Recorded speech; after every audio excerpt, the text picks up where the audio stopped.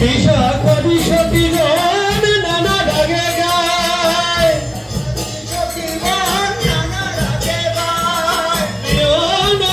সখী যত চামর ভুলায়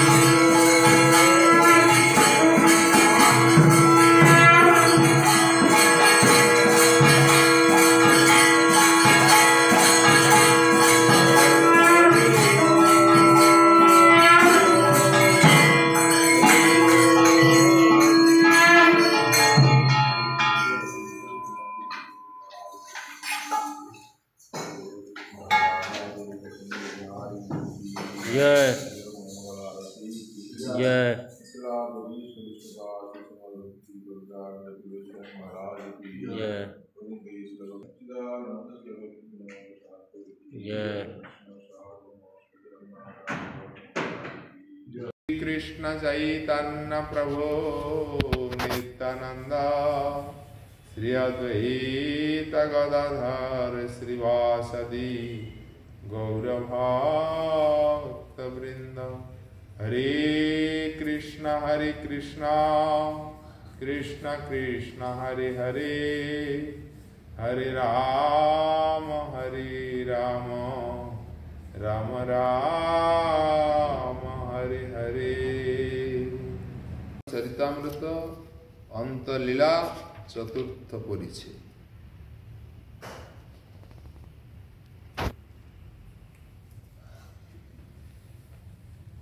যে সনাতন গোস্বামী মনে মনে স্থির করেছিলেন যে আমার যে কণ্ডুর রোগ হয়েছে, চুলকানি, আর মহাপ্রভু সবসময় সনাতন গোস্বামী আলিঙ্গন করতেন যে আমি আসলাম প্রভুর দর্শনে, কিন্তু এই প্রভুর চরণে অপরাধ হয়ে যাচ্ছে, এর দেহ আর রাখবো না। যে রথযাত্রা হবে যখন, রথ চাকাতলে আমার প্রাণ বিসর্জন, তখন মহাপ্রভু এসে, মহাপ্রভু অন্তর্যামী, তিনি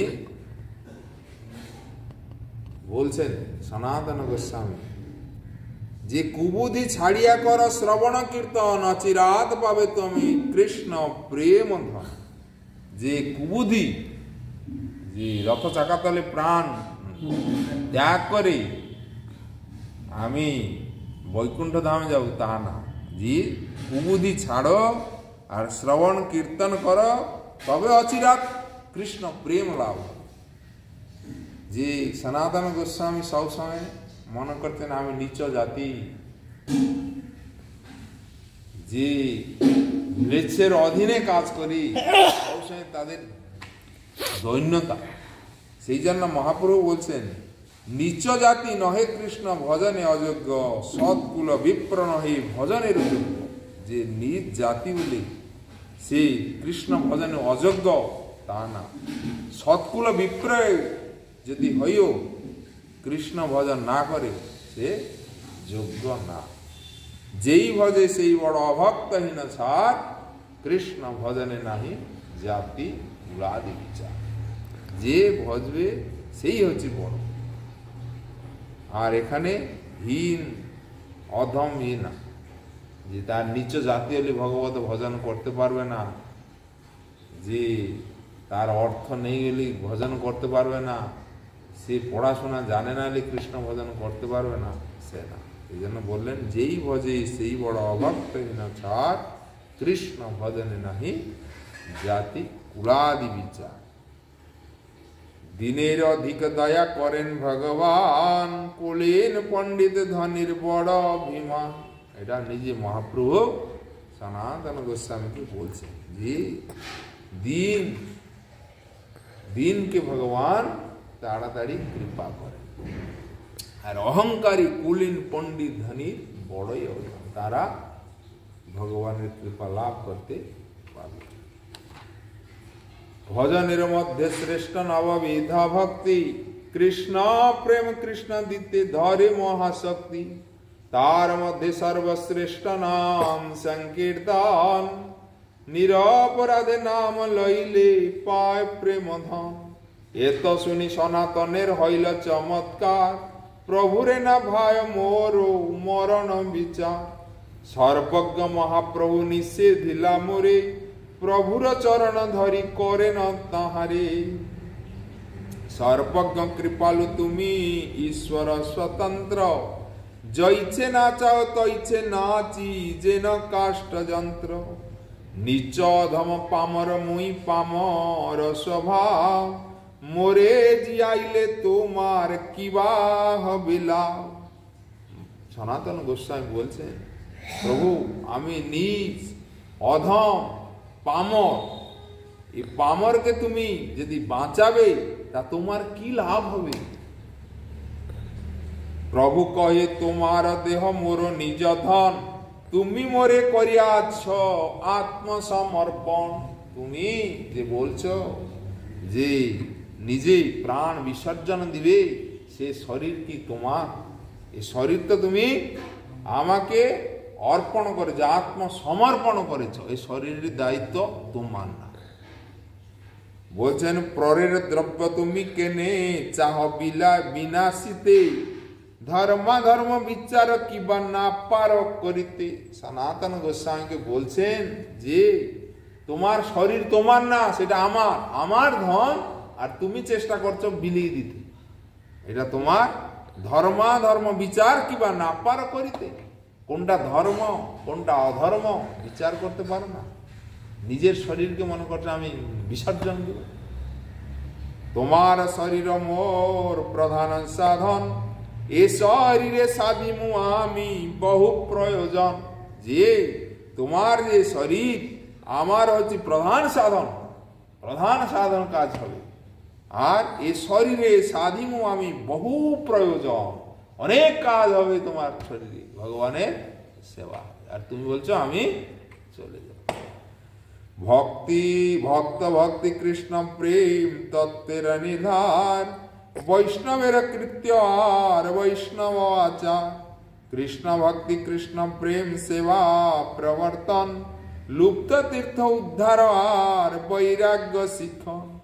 নিজ প্রিয় স্থান মোর মথুরা বৃন্দাবন, তাহা এত ধর্ম চাহি করিতে প্রচারণ।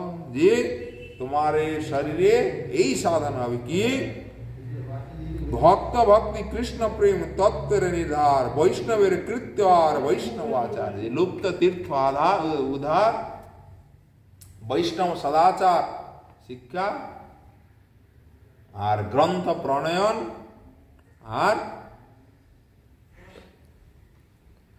আর কি শ্রীমূর্তি সেবা প্রকাশ। এই চারটে কাজ তোমার শরীর দিয়ে হবে। এটা মহাপ্রভু সনাতন গোস্বামী কি